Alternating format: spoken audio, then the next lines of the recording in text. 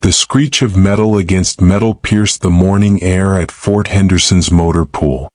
Private Rodriguez had been performing routine maintenance on the armored personnel carrier when fate decided to test both him and his commanding officer in ways neither could have imagined. Commander Tom Mitchell was reviewing supply reports in his office when the urgent call crackled through his radio. "Sir, we need immediate medical evacuation. Rodriguez is trapped under the vehicle's hydraulic system. His arm." The voice trailed off, but Tom could hear the pain in the background screaming that told him everything he needed to know. By the time Tom reached the motor pool, his soldiers had managed to extract Rodriguez from the twisted metal, but the damage was severe. The young private's left arm hung at an unnatural angle, blood seeping through his torn uniform. His face was pale with shock, eyes wide with the kind of terror that comes when you realize your body has betrayed you in the worst possible way. "Get him in my vehicle now," Tom ordered, his voice cutting through the chaos. "I'm driving." As they loaded Rodriguez into the back seat, Tom caught sight of the mangled hydraulic system. A simple maintenance check had become a nightmare when the safety lock failed. These things happened in the military, but that didn't make them any easier to witness. The drive to General Hospital took 12 minutes that felt like hours. Rodriguez drifted in and out of consciousness, his blood staining the vehicle's interior while Tom pushed the speed limit as far as he dared. In the rearview mirror, he watched his soldier's chest rise and fall, each breath a small victory against the shock that threatened to claim him. At the hospital's emergency entrance, Tom helped the medical team transfer Rodriguez to a gurney. Still wearing his full military uniform with the oak leaves of his rank clearly visible on his collar, Tom followed them inside. The fluorescent lights seemed harsh after the natural sunlight, and the antiseptic smell hit him like a wall. This wasn't his territory, but his responsibility to his soldier didn't end at the hospital doors. "We'll take good care of him, Commander," the emergency room doctor assured him. "But it's going to be several hours of surgery to repair the damage. You might want to get some rest." Rest was impossible. Tom found himself pacing the hospital corridors, his mind replaying the accident over and over. Could it have been prevented? Was there a safety protocol they had missed? These questions gnawed at him as he walked the sterile hallways. The other patients and visitors gave him curious glances. Military officers weren't common in civilian hospitals, especially not ones pacing like caged animals with worry etched deep in their faces. Tom was aware of their stares but didn't care. His focus remained entirely on the operating room doors where his soldier was fighting for the use of his arm. It was during one of these restless walks through the hospital's main corridor that the confrontation began. Tom had been checking his watch, calculating how long Rodriguez had been in surgery, when a man stepped directly into his path. The civilian was roughly Tom's age, maybe slightly older, with the build of someone who spent serious time at the gym. His eyes held a particular kind of anger that Tom had encountered before, the look of someone with a grudge against military authority. "You think you're something special, don't you?" the man said, his voice carrying just loud enough to draw attention from nearby patients and staff. Tom stopped walking, assessing the situation with the tactical awareness that had kept him alive through 3 overseas deployments. The man's stance was confrontational, his fists already clenched. This wasn't going to be a polite disagreement. "I'm sorry, is there a problem?" Tom asked, keeping his voice level. He genuinely didn't understand what had triggered this stranger's hostility. They had never met, had no history together. The only thing that connected them was Tom's military uniform and the rank insignia that clearly marked him as an officer. "Yeah, there's a problem," the man replied, stepping closer. His voice carried the kind of confidence that comes from physical dominance. "You walking around here like you own the place because of those little metal leaves on your collar. You think they make you better than the rest of us." Tom felt something shift inside him. Not anger, exactly, but a recognition that this moment was more significant than it appeared. This wasn't just about one angry civilian. This was about something deeper, something that required careful handling.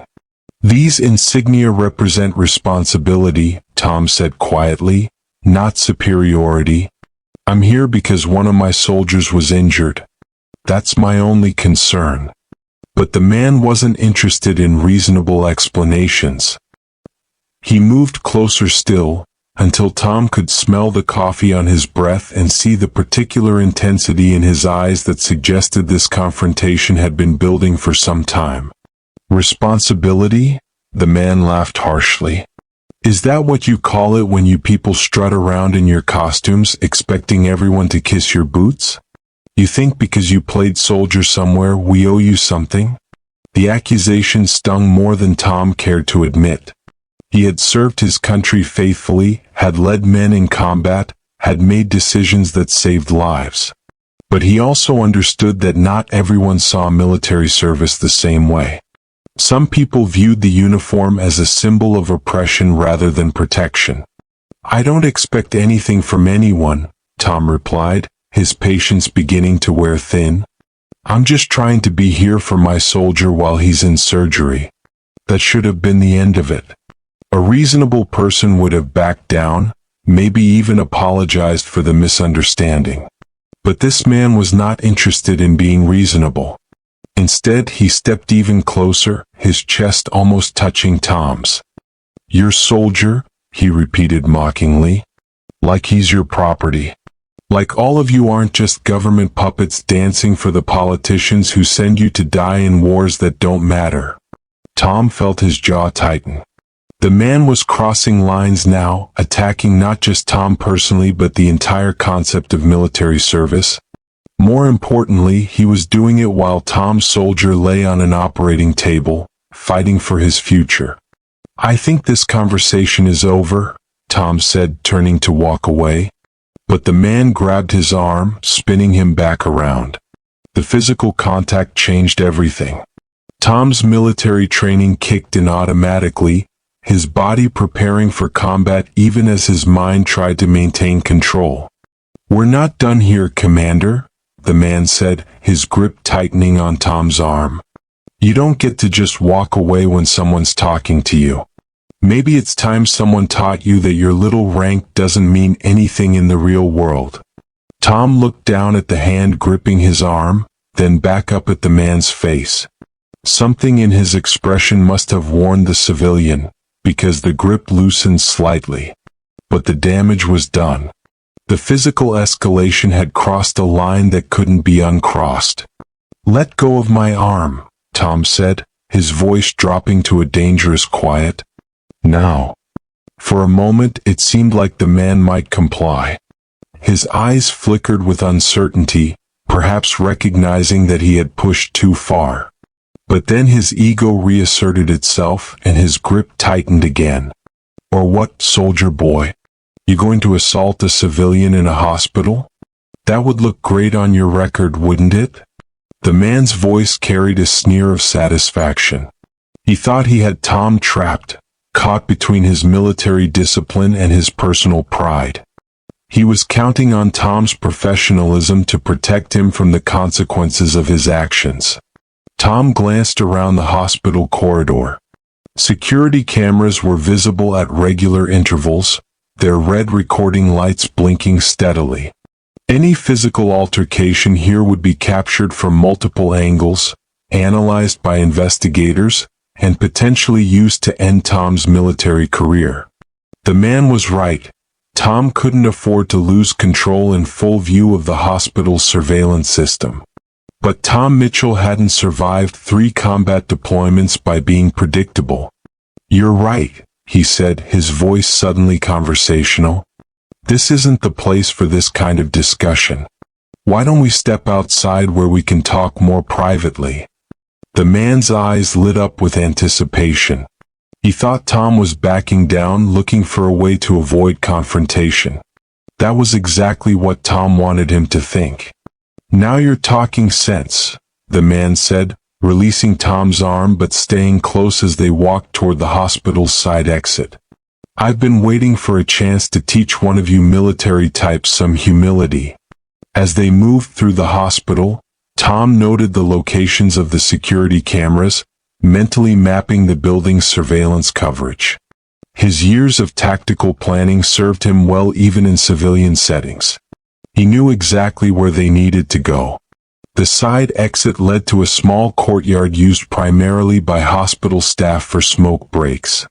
It was empty now, and more importantly, Tom noticed the absence of security cameras. The hospital's surveillance system focused on the main entrances and interior corridors, but this secluded area was apparently deemed low priority for monitoring. "Perfect," the man said, cracking his knuckles with obvious relish. "No witnesses, no cameras. Just you and me settling this like men." Tom studied his opponent more carefully now. The man was clearly in excellent physical condition, with the kind of muscle definition that suggested serious weight training. His stance and the way he moved his hands indicated some combat sports background, probably wrestling or mixed martial arts. Under normal circumstances, Tom would have tried to de-escalate further. He was an officer, a leader responsible for setting an example.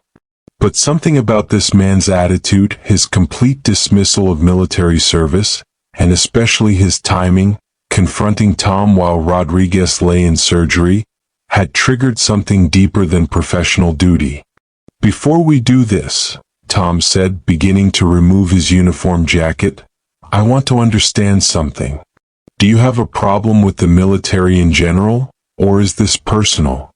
The man watched with growing excitement as Tom carefully hung his jacket on a nearby bench, revealing the t-shirt underneath. "Both," the man replied without hesitation. "I've got no respect for people who sign up to be government killers, and I especially can't stand officers who think their rank makes them special."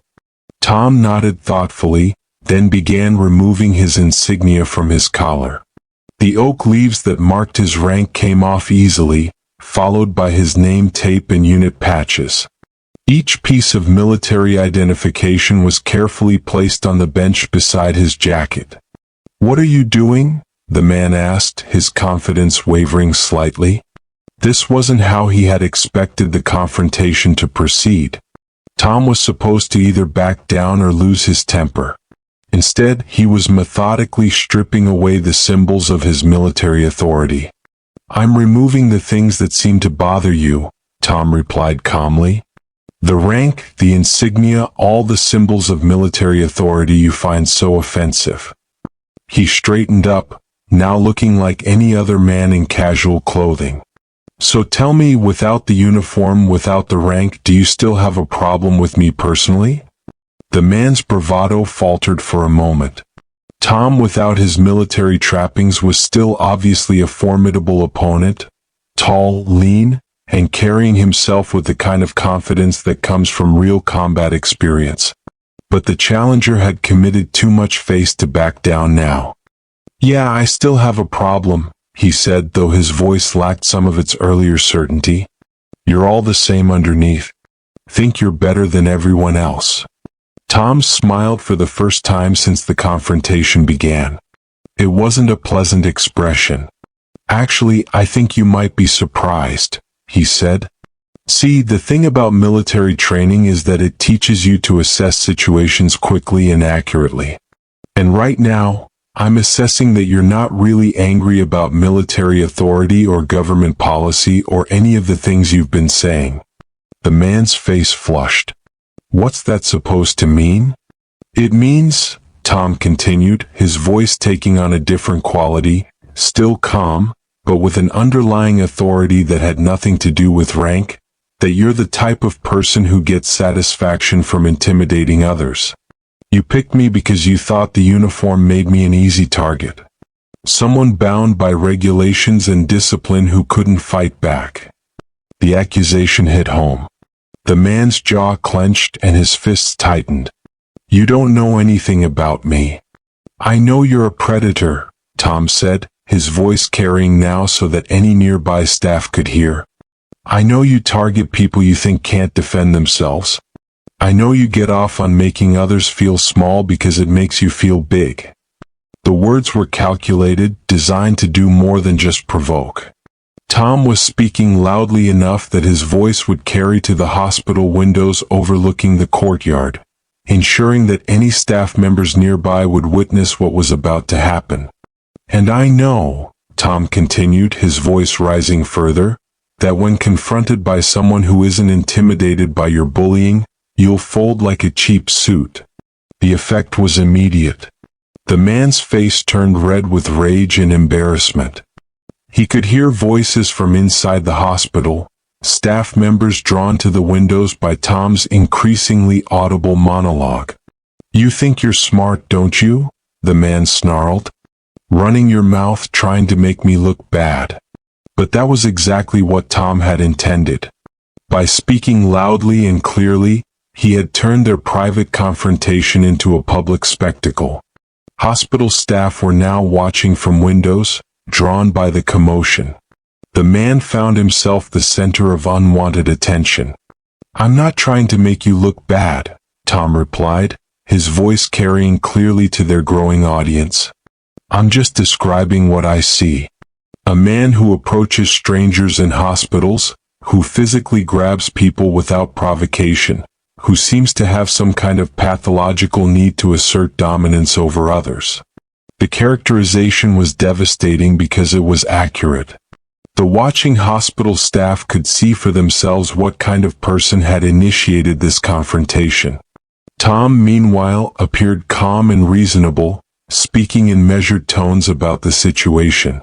"Do you have some kind of trauma related to military personnel?" Tom asked, his voice now carrying the tone of someone genuinely concerned for a disturbed individual. "Some experience that created this hostility toward people in uniform? Because your behavior suggests someone working through some serious personal issues." The man was trapped. Every word Tom spoke made him look worse to their audience. The hospital staff watching from the windows could see a man who had clearly initiated a confrontation with someone who was responding with psychological analysis rather than violence. "Stop it," the man said, but his voice lacked conviction. The psychological pressure Tom was applying was far more effective than any physical threat could have been. "I don't have to listen to this." "Of course you don't," Tom agreed readily. "You're free to walk away at any time. In fact, I'd encourage it. Someone in your clearly agitated state probably shouldn't be in a hospital where people are trying to heal and recover." The suggestion that he didn't belong in the hospital hit the man like a physical blow. He could feel the disapproval of the watching staff, could sense their agreement with Tom's assessment. "You're trying to humiliate me," he accused, his voice now uncertain rather than aggressive. "Making me look like some kind of crazy person." Tom's expression softened into something resembling genuine concern. "I'm not trying to humiliate anyone. I'm trying to understand why you felt the need to confront a complete stranger who was simply waiting for news about his injured soldier." The reminder of why Tom was at the hospital in the first place added another layer to the man's embarrassment. The watching staff now understood that he had harassed someone whose subordinate was in surgery, making his behavior seem even more inappropriate. "Look," the man said, his aggression crumbling under the weight of public scrutiny and Tom's psychological pressure, "maybe I came on a little strong." It was the beginning of a retreat, and Tom recognized it immediately. But he wasn't ready to let the man off the hook quite yet. "A little strong?" Tom repeated, his voice carrying a note of disbelief that their audience could clearly hear. "You physically grabbed me and threatened me because you didn't approve of my military service? In a hospital, where people come for healing and help." Each word was chosen for maximum impact on their watching audience. The man could feel their disapproval like a physical weight. "I apologize," he said quickly, desperately wanting to end the public humiliation. "I was out of line. Way out of line." But Tom wasn't finished. Having established dominance through psychological means rather than physical force, he wanted to ensure the lesson was thoroughly learned. Do you make a habit of approaching strangers and making assumptions about their character based on their appearance? Tom asked. Because that's exactly what you did to me. You saw a military uniform and decided I was somehow your enemy. The man shook his head vigorously. No, I don't. I really don't. I had a bad day and I took it out on you. That wasn't fair. Tom studied him for a long moment, then walked over to the bench where he had placed his uniform items. As he began putting his insignia back on, he spoke quietly enough that only the man could hear. The next time you feel the urge to intimidate someone, Tom said, remember this moment. Remember how it felt to have your behavior analyzed and criticized in front of an audience. Remember that the person you're targeting might not be as helpless as you assume. The man nodded repeatedly, eager to agree to anything that would end his public humiliation. I will. I definitely will. And I'm sorry. Really sorry. Tom finished replacing his military insignia and put his uniform jacket back on. The transformation was remarkable. He was once again clearly an officer, someone in authority, but now the watching hospital staff had seen him handle a difficult situation with intelligence and restraint rather than violence. As Tom walked back toward the hospital entrance, he could hear whispered conversations from the staff members who had witnessed the encounter. Their tone was clearly approving, impressed by how he had handled the confrontation without resorting to physical force. But it was one voice in particular that caught his attention. That was incredibly well handled, someone said, and Tom turned to see a nurse standing near the courtyard entrance. She was perhaps 30, with dark hair pulled back in a professional ponytail and intelligent brown eyes that held genuine admiration. Thank you, Tom replied, suddenly aware that his heart was beating faster, though not from the confrontation. I try to avoid escalating situations when possible. The nurse smiled, and Tom noticed that it was the kind of smile that transformed her entire face. I'm Sarah Mitchell. No relation, I assume, despite the name tag, she added, gesturing to his uniform. Tom Mitchell, he confirmed, and no, probably not related unless you have some military officers hidden in your family tree. Their conversation was interrupted by the appearance of Dr. Stevens, the surgeon who had been operating on Rodriguez. Tom's attention immediately shifted back to his primary concern. Commander Mitchell? Your soldier is out of surgery. The operation went better than we initially hoped. He should make a full recovery, though there will be some rehabilitation required. The relief Tom felt was overwhelming. Rodriguez was going to be okay. His soldier would heal, would return to duty, would have full use of his arm. The weight Tom had been carrying since the accident finally began to lift. Can I see him? Tom asked. He's still under anesthesia, but you can sit with him while he recovers, the doctor replied. Room 314. As Tom prepared to go to Rodriguez's room, he realized that Sarah was still standing nearby, clearly wanting to continue their conversation but respecting the priority of his military duties. I'll be staying with my soldier for a while, Tom said to her, but I'd like to continue our conversation later if you're interested. Sarah's smile returned. I get off shift at 7. There's a coffee shop across the street if you'd like to talk more about conflict resolution techniques, she added with a slight grin that suggested she had found his handling of the confrontation particularly impressive. It's a date, Tom replied, then caught himself.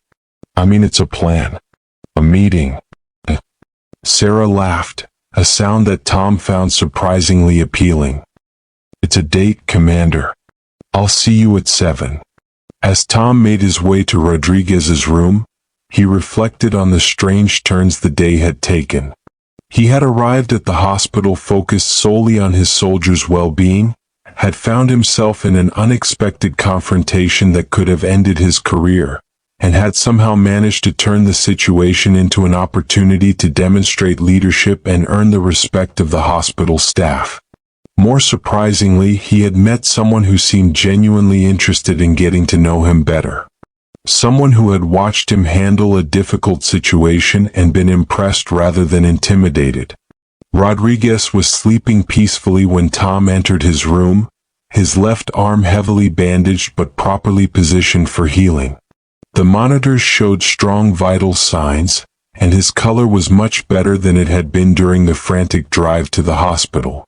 Tom settled into the chair beside the bed, finally allowing himself to relax for the first time since the accident. His soldier was safe, his career was intact, and he had somehow managed to turn a potential disaster into an opportunity for personal growth. As he sat watching Rodriguez sleep, Tom found himself thinking about Sarah and their planned meeting. It had been a long time since he had been genuinely interested in getting to know someone outside the military. The demands of command, the deployments, the constant responsibility for his soldiers' lives had left little room for personal relationships. But something about Sarah's reaction to his handling of the confrontation, her appreciation for his restraint and tactical thinking, suggested someone who might understand the complexities of military life. Someone who could see past the uniform to the person underneath. Rodriguez stirred slightly, his eyes opening briefly before closing again. Tom leaned forward, placing a reassuring hand on his soldier's uninjured arm. "Rest easy, Rodriguez," he said quietly. "You're going to be fine. We're going to get you back on your feet and back to the unit." It was a promise Tom intended to keep. His responsibility to his soldiers didn't end when they were injured. If anything, it became more important. Rodriguez would receive the best possible care and rehabilitation, and Tom would personally ensure his successful return to duty. But for now, Tom allowed himself to think about the evening ahead, about coffee and conversation with someone who had seen him at his best rather than simply in uniform. Someone who might help him remember that there was more to life than military duty, more to Tom Mitchell than Commander Mitchell. The afternoon sun streamed through the hospital room window, and Tom settled back in his chair to wait for Rodriguez to wake up fully. It had been an eventful day, full of challenges and unexpected opportunities. As he sat in the quiet room, listening to the steady beeping of medical monitors, Tom smiled slightly to himself. Sometimes the most important victories were the ones that didn't require any weapons at all.